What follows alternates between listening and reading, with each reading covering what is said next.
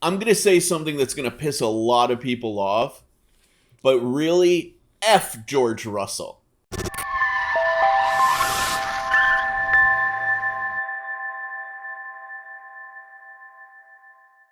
What's going on, everybody, and welcome back to F1Talk. We just got done watching the race in Azerbaijan. It's an early race, that's for sure. Yeah, it's I mean, early. Dude, 4 a.m. for us, we didn't watch it at 4 a.m. No, no way. no way. Like, as much as we love to deliver this stuff to you guys ASAP, like, I'm sorry, I'm not waking up at 4 a.m. for you. Yeah, me too. Just not. Hey, man, we are old. I need sleep. Man. But, so just we're going to give away some spoilers here. So if you haven't seen the race, don't feel bad about clicking off. But if you did watch the race, don't forget to like, comment, and subscribe. We're going to say some really, well, I know for me, I'm going to say some really controversial shit coming up right now. Hey, I always love controversial shit. So, first of all, definitely really, sad to see both of the Ferraris DNF, Yep. And all the Ferrari unit power car DNF. Yeah. 2 Ferrari, 1 Alpha. Yeah. And 1 Haas. Which is crazy. I don't know what's going on, but Mattia Binotto needs to pull the ship back together. They need the reliability issue. It's been a long talk since the first SOOO race. Yeah, like 2022. I was getting ready to just crap all over Sainz. Be like, oh man, is Sainz crashing out again? But no, if you watched the video, it was very clearly a power unit issue, and then that was backed up with Leclerc. It's either the power unit issue or the transmission issue, because they were talking about it on the commentary in the Formula 1 race, but I'm not sure. Or maybe a hydraulic issue. That's it's true a too. Few things here and there. Yeah. So that was unfortunate to see.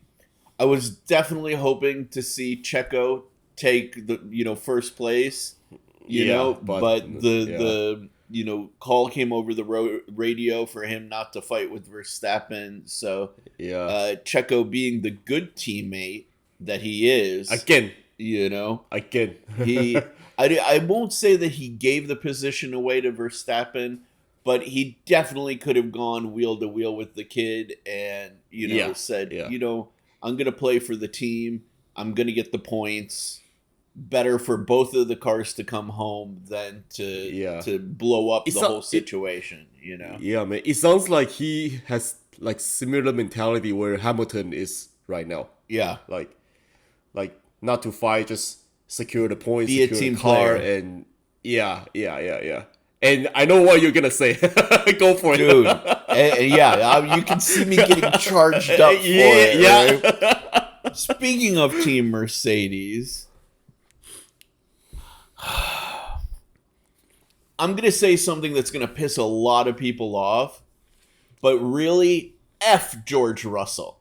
I'm sorry. I'm so tired of this alien bug-eye looking kid, lucking out into podium after podium, He's just pure luck, man. Pure luck. Literally. And I remember I told you during the race, I told you that we haven't seen any battle for George Russell since Barcelona. And then we seen Hamilton fight from the backpack to the front. Exactly. And everybody today, keeps again, giving this kid credit for being a great driver. He hasn't had to fight for a single effing win the entire season so far. And it's just podium. He's at the right place at the right time.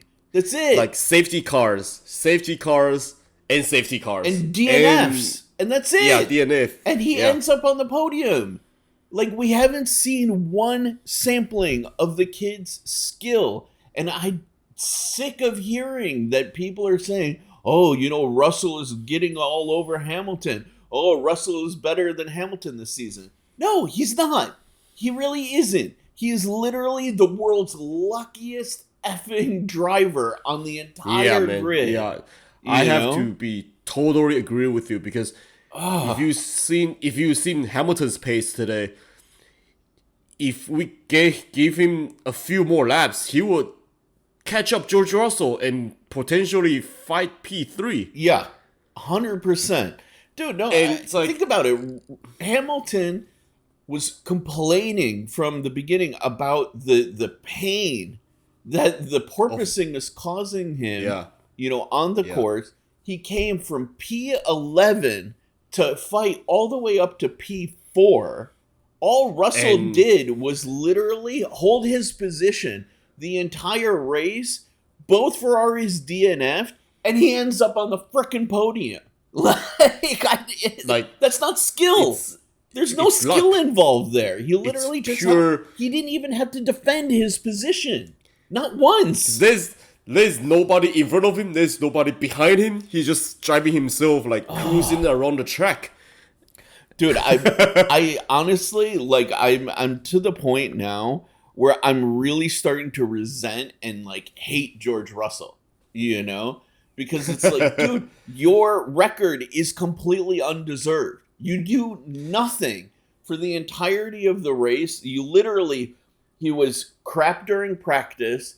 He just barely did a good qualifying, and that's all he did. He literally held through the entire race, he held his position that he got during qualifying, completely unchallenged, and he ends up on the podium. That's not driver skill. I'm sorry. There's literally no driver skill involved. And of course, all of the freaking Hamilton fans, I'm looking at you, my cousin. That's right. My cousin is an anti-Hamilton guy, right? He literally is going to sit here and say, "Oh, Russell is better. Russell is kicking Hamilton's butt all season." No, it's BS. The guy hasn't kicked a single butt regardless of Hamilton the entire season. He's literally the world's luckiest freaking driver. He is, man. He has F1 God behind him, just pushing him forward. I'm so over it. Over it. Every single race, I mean, Monaco doesn't count because Monaco is just too narrow. It's literally a train. The entire race. Yeah, every single race, you've seen Hamilton fight, battle with trying to catch up the front pack, and then every single race you've seen Hamilton having bad luck, bad positions and having to battle back, Yeah, and freaking DRS train. There's nothing he can do, and he still got a pace. We've seen the race today. He started from P7, and then he bad luck again, dropped back to P11 because Gasly or maybe somebody come up before him in the pit lane. Yeah, he dropped back again. And then he has to fight back after, the whole race. And then he has to fight his health. He has to fight his back. Dude, speaking of which, you saw the video of Hamilton getting out of the car. I've never seen an F1 driver in modern history get out of a car and literally hold a body part he did. He was holding his back. Because you can see it. Let's change gears here for a second to something else we talked about. That the FIA needs to completely rethink the situation with the cars this season. 100%. Every single car, didn't matter if it was a Haas, didn't matter if it was a Williams, didn't matter if it was an Alpine, Mercedes, even Red Bull. Red Bull may be the best on the entire grid, but they're all just bouncing to crap during the straightaway. We talked about this. I remember I told you that they have to fix the issue of bouncing, because this is not only it's not only gonna affect the performance of the car, but the performance of the driver in the long run, because and they are gonna suffer back pains, they're gonna suffer sore body, they are gonna suffer sore neck, even, and like you to one point you just don't want to drive the car because it's just so uncomfortable. Dude, it's just such a ridiculous situation now when you look at it, right? We're this far into the season, no team has fully resolved the porpoising issue, right? There's still a lot of porpoising. They have financial limitations because of the spending cap, and they have weight limitations that they're all trying to adhere to.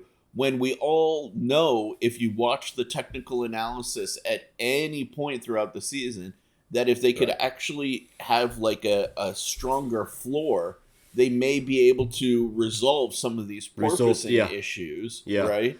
So something's got to give. I'm sorry, FIA, you need to figure this shit out. Yep, but the thing is, you can't spend that much money just because there's a budget cap. And in terms of that, you have to cut down your performance, you have to cut down your materials. And in terms of that, you're purposing. And in terms of that, the purposing will affect the drivers and the drivers' performance and the car performance. And in turns, it will affect the grid.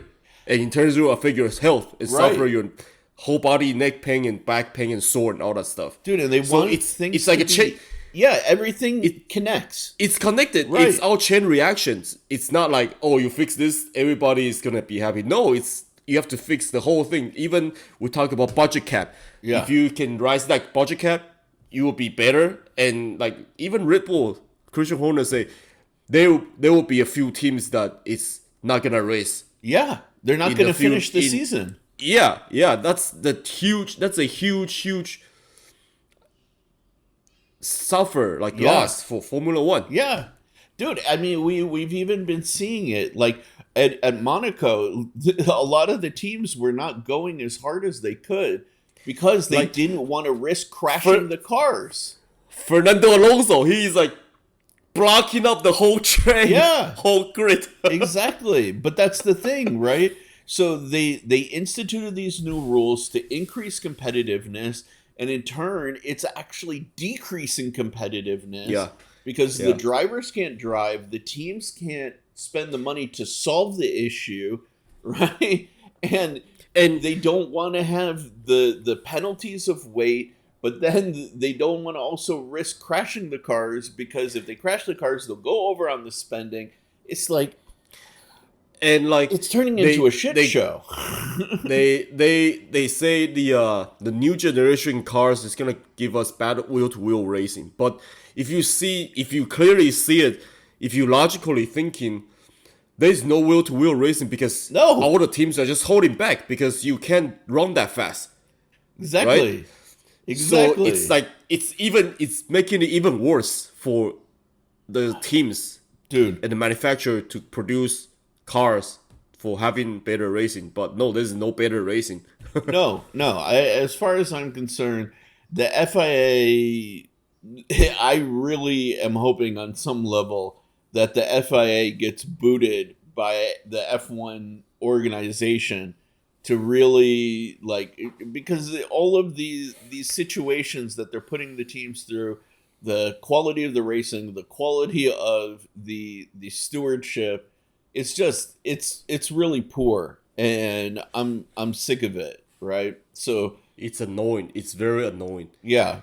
And like it's like you try to make one thing better, but it turns out that 100 things are worse. Yeah. That's basically what it is. I don't know. I'm getting really tired of the new generation cars and new generation regulations. Dude, I mean, both you and I, we called it right around lap 30. We're like, dude, okay, we hit the boring section of the race. Like, I don't care what you have to say about like non-competitiveness, but last season, I don't remember like being this bored. You know, like race after race after race. Like it's around last season. There's always dramas, and especially